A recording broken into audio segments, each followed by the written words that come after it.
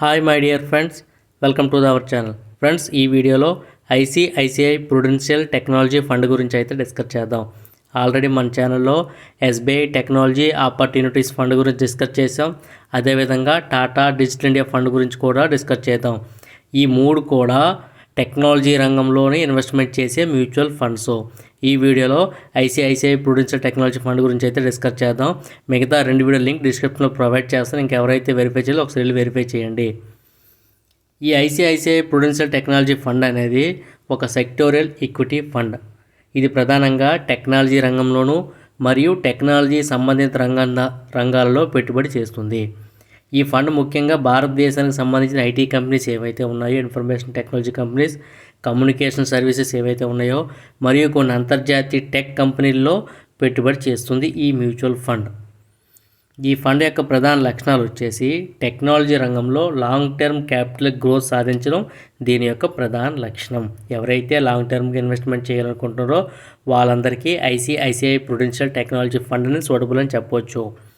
ఆధునిక టెక్నాలజీ సేవలు అందించే కంపెనీలు, ఎవరైతే కొత్తగా న్యూ టెక్నాలజీస్ లాంచ్ చేస్తున్న కంపెనీస్ ఉంటాయి కదా, అటువంటి కంపెనీస్లో పెట్టుబడి పెట్టడం అనేది ఈ ఫండ్ యొక్క ముఖ్య లక్ష్యం.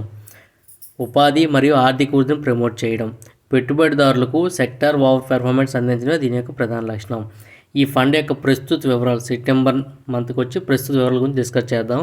ప్రస్తుతం దీని న్యావ్ వాల్యూ వచ్చేసి 222.69.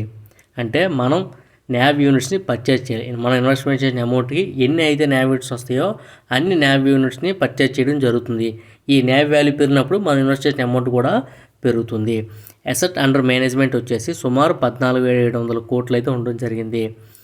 మినిమం ఎస్ఐపి వచ్చేసి ₹100 నుంచే ప్రారంభించవచ్చు. ప్రతి నెల మనం రెగ్యులర్గా ఒక ₹100 ఇన్వెస్ట్మెంట్తో ఈ ఫండ్ అయితే మనం తీసుకోవచ్చు. లంసమ్గా వచ్చేసి మినిమం ₹5,000 అయితే ఇన్వెస్ట్మెంట్ చేయాల్సి ఉంటుంది. ఎక్స్పెన్స్ రేషియో వచ్చేసి సుమారు 0.96%. అంటే మనకు వచ్చినటువంటి అమౌంట్కి 0.96% అమౌంట్ అనేది ఖర్చు అవడం జరుగుతుంది. అంటే వీళ్ళు ఫండ్ మేనేజ్ చేస్తుంటారు, ఫండ్ మేనేజర్ ఉంటారు కదా, వాళ్ళ నిమిత్తం మన ఎక్స్పెన్స్ రేషియో ఉంటుంది 0.96 to 0.99%. ప్రధాన హోల్డింగ్స్ ఏ కంపెనీల్లో మనం ఇన్వెస్ట్మెంట్ అమౌంట్ని హోల్డ్ చేస్తాం ఒకసారి చూద్దాం. ఇన్ఫోసిస్ లిమిటెడ్, ఇది ఐటీ అండ్ కన్సల్టింగ్ సర్వీసెస్. ఇందులో 20% ఎక్కువగా మనం ₹100 పెట్టుబడి పెడితే అందులో ₹20 అనేది ఇన్ఫోసిస్ కంపెనీలో పెట్టుబడి పెట్టడం జరుగుతుంది. అలాగే టీసీఎస్, టాటా కన్సల్టెన్సీ సర్వీసెస్లో 8%. అలాగే భారతీ ఎయిర్టెల్, ఇది కమ్యూనికేషన్ సర్వీస్లో 6.7%. టెక్ మహీంద్రలో వచ్చేసి 5.62%. ఎల్టీఐ మింద్రే వచ్చేసి 4.58%. విప్రోలో 4.28%. ఎస్సీఎల్ టెక్నాలజీస్లో 3.95%. ఎంఫసిస్ లిమిటెడ్లో 3.80%. ఈ విధంగా మనం పెట్టుబడి పెట్టిన అమౌంట్ అనేది అధికంగా ఇన్ఫోసిస్, టీసీఎస్, భారతీ ఎయిర్టెల్, టెక్ మహీంద్రా వంటి కంపెనీ ఇన్వెస్ట్మెంట్ చేయడం అయితే జరుగుతుంది. ఎవరికైతే ఐటీ రంగం సంబంధించిన కంపెనీస్ ఎవరికైతే ఇన్ఫర్మేషన్ ఎక్కువగా ఉంటుందో వాళ్ళందరికీ ఇంట్రెస్ట్ ఉన్న క్యాండిడేట్స్లో ఈ ఫండ్లో ఇన్వెస్ట్మెంట్ చేయడం మంచిదని చెప్తున్నాం. ఇతర హోల్డింగ్స్లో ఇన్ఫోహెడ్జ్, కొఫెగ్రా, ఎడోబీ, మైక్రోసాఫ్ట్, అమెజాన్ వంటి సంస్థలు కూడా ఉన్నాయి. వీటిలో ఒక్కో సంస్థకు 1.5% కంటే తక్కువగా ఇన్వెస్ట్మెంట్ చేయడం అయితే జరుగుతుంది. ఈ ఫండ్ వచ్చేసి సెక్టర్ అలొకేషన్ వచ్చేసి టెక్నాలజీ మరియు ఐటీ సేవల్లో 70 నుంచి 75% అమౌంట్ని ఇన్వెస్ట్మెంట్ చేయడం అయితే జరుగుతుంది. కమ్యూనికేషన్ రంగానికి, అంటే భారతీయ ఎయిర్టెల్ ఉన్నాయి కదా, ఇలాంటి కమ్యూనికేషన్ రంగానికి సుమారు 13 నుంచి 14% అయితే మనం పెట్టుబడి పెట్టిన అమౌంట్ అనేది వీళ్ళు ఇన్వెస్ట్మెంట్ చేయడం అయితే జరుగుతుంది. ఒక లాస్ట్ 5 years పెర్ఫార్మెన్స్ కూడా ఒకసారి చూద్దాం ఎలాగుందో. లాస్ట్ 1 year అయితే ఈ ఫండ్లో పర్ఫార్మెన్స్ అనేది మైనస్లో ఉంది. అంటే లాస్ వస్తే ₹100 పెట్టుబడి పెడితే ₹5 అనేది మీకు లాస్ వచ్చే అవకాశం ఉంది. లాస్ట్ 1 year రిటర్న్స్ అనేది తక్కువగా ఉండడం జరిగింది. లాస్ట్ 3 year రిటర్న్ వచ్చేసి 14.53% సిఏజీఆర్తో రిటర్న్స్ ఇవ్వడం జరిగింది. లాస్ట్ 5 years రిటర్న్ చూసుకుంటే అరౌండ్ 20-23% సిఏజీఆర్ రిటర్న్స్తో అయితే ఈ ఫండ్ అనేది మనకి పెట్టుబడి పెట్టిన అమౌంట్కి అయితే రావడం జరిగింది. Since launch around 21% announced. అంతే ఈ ఫండ్ లాంచ్ అయిన నుంచి ఇప్పటి వరకు అరౌండ్ యావరేజ్న 21% సిఏజీఆర్తో మనకు రిటర్న్స్ అయితే జనరేట్ చేయడం. అబ్సల్యూట్ రిటర్న్ వచ్చేసి ఓవర్ 1000%. అప్పుడు ₹100 పెట్టుంటే అది ₹1000 పైన అయితే అవడం అయితే జరుగుతుంది. ఈ లాంచ్ అయిన నుంచి మనం ఇన్వెస్ట్మెంట్ చేసినట్లయితే 5 ఏళ్ళ సిఏజీఆర్లో సుమారు 21% నుండి 23% వరకు ఉంది. 2020-22 మధ్య కాలంలో అత్యుత్తమ ఉత్పాదకత అంటే -35% నుండి 50% వరకు వార్షిక లాభాలు అయితే కనబడుతుండడంలో ఎక్కువ -35% నుంచి 50% రిటర్న్స్ అయితే జనరేట్ చేయడం జరిగింది. అలాగే 24-25 మధ్యలో టెక్ రంగంలో కొంత మాధ్యం కనిపించడం వల్ల ఈ ఫండ్ ఒక సంవత్సరం పాటు -5% నుంచి -8% నష్టాలు కూడా చూపెట్టింది. అంటే 24-25 సంవత్సరం మధ్యలో టాటా డిజిటల్ ఇండియా ఫండు, అదేవిధంగా SBI technology opportunities fund, ICICI Prudential technology fund, ఈ 3 ఫండ్స్ కూడా మనకి లాస్ని అయితే ఇవ్వడం జరిగింది. ఎందుకంటే ఐటీ రంగంలో కొన్ని పెను మార్పులు జరగడం వల్ల మనకు లాస్ అవడమే జరుగుతుంది. ఇటువంటి సమయంలో లంసంగా పెట్టుబడి పెట్టుకుంటే ఖచ్చితంగా ఇప్పుడు సపోర్ట్ లెవెల్ ఉంటుంది కాబట్టి పెరిగే అవకాశం ఉంటుంది, కానీ లంసం పెట్టుబడి పెట్టడానికి ఉపయోగపడుతుంది. ఎస్ఐపి చేసుకున్న వాళ్ళకి ఎప్పుడు యావరేజ్ అవుతుంది కావున పెరిగినా తగ్గినా పెద్ద ప్రాబ్లం అయితే ఉండదు. దీర్ఘకాలిక పెట్టుబడులకు ఇది ఒక మంచి అవకాశాలను కల్పిస్తుంది. కానీ మధ్యంతర కాలంలో వాలటాలిటీ వల్ల ఎక్కువగా ఉంటుంది. వాలటాలిటీ ఎక్కువ ఉంటుంది, మధ్యలో మనం తీసేమనుకుంటే లాస్ని మనం బేర్ చేసుకోవాల్సి అయితే ఉంటుంది. రిస్క్ వచ్చేసి టెక్నాలజీ రంగం ప్రత్యేక స్థితి వల్ల రిస్క్ అత్యంత ఎక్కువగా చెప్పవచ్చు. ఎందుకంటే మనం పెట్టుబడి పెట్టిన అమౌంట్ని వీళ్ళు వేరు రంగాల్లో పెట్టట్లేదు, ఎక్కువగా టెక్నాలజీ రంగంలోనే పెడుతున్నారు. కాబట్టి ఇది టెక్నాలజీ ఫండ్గా మనం సూచించి, ఎవరైతే టెక్నాలజీ సంబంధించిన రంగంలో కొత్త మార్పులు వస్తుంటాయి కదా టెక్నాలజీస్, అటువంటి సందర్భాల్లో పెరిగే అవకాశం ఉంటుంది, అదేవిధంగా తగ్గే అవకాశం కూడా, అదేవిధంగా ఫెయిల్ అయితే తగ్గే అవకాశం కూడా అదేవిధంగా ఉంటుంది. అది కూడా మీరు చూసుకోవాలి. అయితే సక్సెస్ లేదా ఫెయిల్యూర్ మీడియంలో ఉండదు.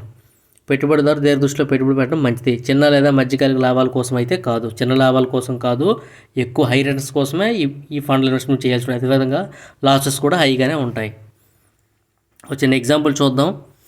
ఎస్ఐపి 5,000 నెలకు 5 సంవత్సరాలు పెట్టినట్లయితే, నెలకు 5,000 రూపాయలు పెట్టి 5 సంవత్సరాల పాటు పెట్టుబడి పెట్టినట్లయితే సుమారు మెచ్యూరిటీలు వచ్చేసి 5,50,000 వరకు ఉంటుంది. మొత్తం మనం పెట్టుబడి పెట్టిన అమౌంట్ ఎంత?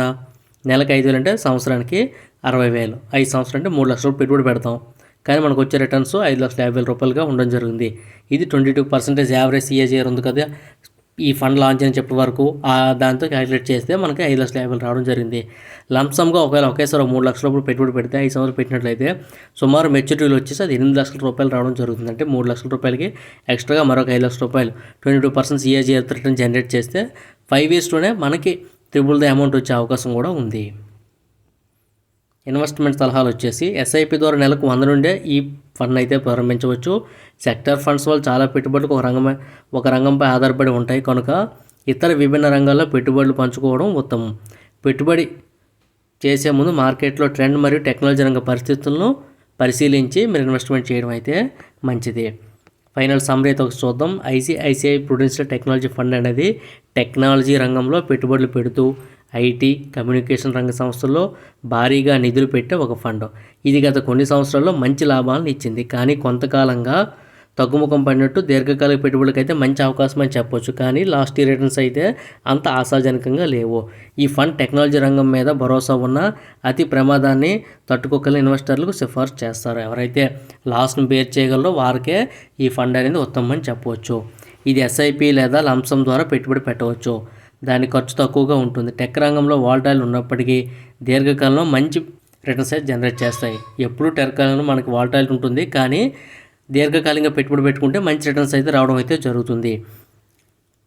మీ పెట్టుబడులు ముందుగా మార్కెట్ పరిస్థితులు, ఫండ్ హోల్డింగ్స్ని సమీక్షించడం ముఖ్యం. ఖచ్చితంగా ఈ ఫండ్ ఏ కంపెనీస్లో ఎంత ఇన్వెస్ట్మెంట్ చేస్తుందో ఒకసారి వెరిఫై చేయండి.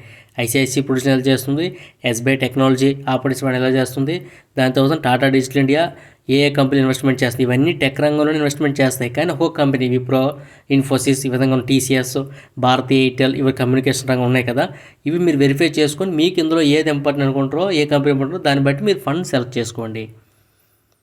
అంతేకాకుండా స్టాక్ లిస్టు, సెక్టర్ అలొకేషను ప్రతి సమయం అప్డేట్ చేసుకోవడం మంచిది. మరిన్ని సరికొత్త అప్డేట్తో మళ్ళీ ముందుకు వస్తుంది. అప్పటి వరకు సెలవు. ఒకసారి అయితే వెరిఫై చేయండి ఫండ్ తీసుకునే ముందు. అంతే ఫ్రెండ్స్, థ్యాంక్ యూ.